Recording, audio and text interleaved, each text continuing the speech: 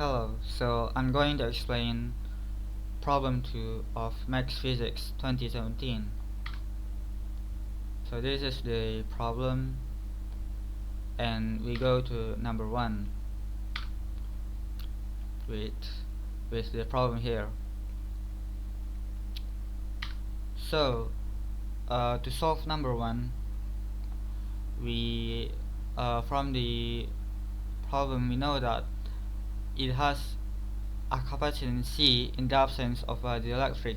So when there is a distance of D, and when the permittivity is vacuum, it has a vacuum permittivity, it is C, and we know that C is equal to permittivity times area over distance. So with the distance D, and with the, let's say, this distance this area is S, and with the vacuum permittivity with epsilon naught, we know that this is equal to C from the problem, and we should know that the charge on this capacitor is C equal C times V. So we are asked to find the charge of this. So it has the distance D with vacuum permittivity and with an area S. We know that the charge the capacitance here is C times the voltage times the potential difference. So the answer is CV, that is D. Number 2. So we are asked to find the electric field. So what you have to know is that phi, the potential difference, is equal to electric field times the distance. So from this equation we know that the answer is phi over D, that is B. Number 3. With this being the problem, so what you have to know to solve this problem, we are asked to find the capacitance of C1, that is here, and it has a relative permittivity epsilon, and its thickness is D over 2. And the theory you have to know is that epsilon relative is not the permittivity of the dielectric itself. It's just the ratio of the permittivity of the dielectric over the permittivity of vacuum. So it's not the permittivity of the dielectric itself. So to solve this problem is that to find C1 we just need we can use this equation. So with a permittivity of we call let's call the epsilon, the permittivity of the electric, as epsilon prime. So epsilon prime times S, because the area is the same, over D over 2, because the D is halved, and we can move the 2 to the top, so it became 2 epsilon prime S over D. So epsilon prime is equal to epsilon times epsilon naught, so we can write 2 epsilon naught S over D, and we know that epsilon naught S over D is just C, so the answer is 2 epsilon C, that is E. Number 4.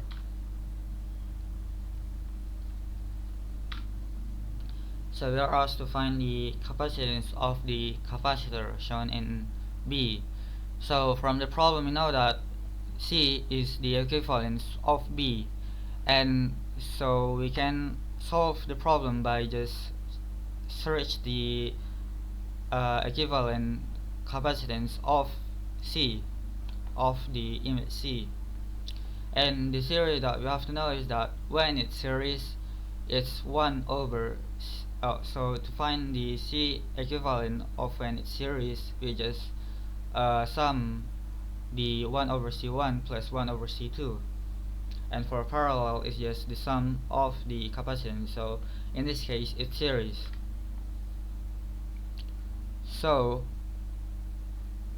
we know that from problem number 3 that C1 is equal to 2 epsilon C, and to find C2, it has a permittivity of vacuum, so it's epsilon naught, and it has a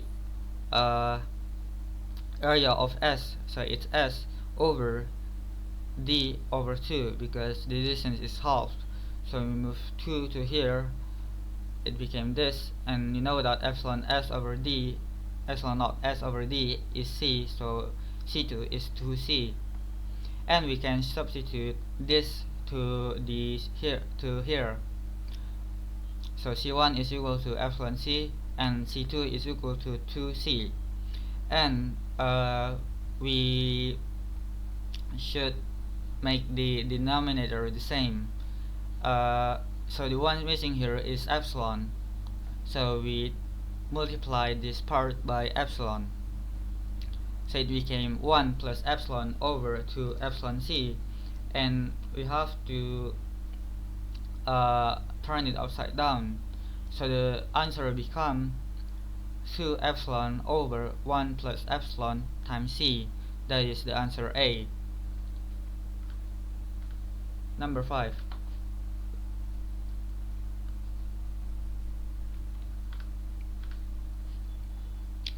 So there are two dielectrics here with each of epsilon with relative permittivity of epsilon 1 and epsilon 2, each fill half the space.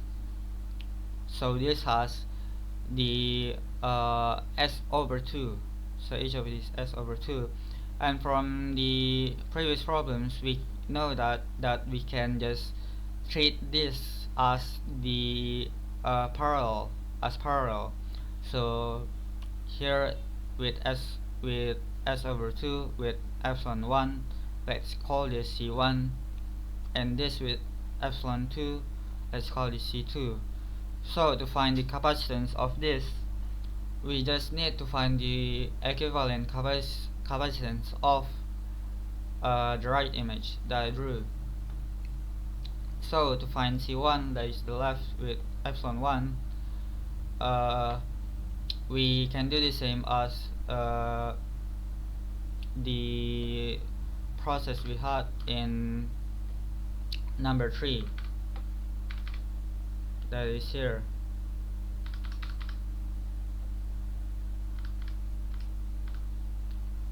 So with the permittivity of the dielectric itself times S times the area over 2 over D, and so it became 1 over 2 S over D, and we can write epsilon 1 prime as epsilon 1 times epsilon naught, and we know that epsilon naught S over D is C, so C1 is equal to 1 over 2 times epsilon 1 times C, and we can do the same for C2 since the only difference is epsilon 2. So when two capacitors are parallel, we can find the equivalent capacitance is the sum of all the capacitors.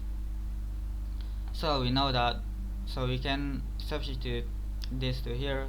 So C1 is equal to 1 over 2 times epsilon 1 times C, and C2 is equal to 1 over 2 times epsilon 2 times C. And to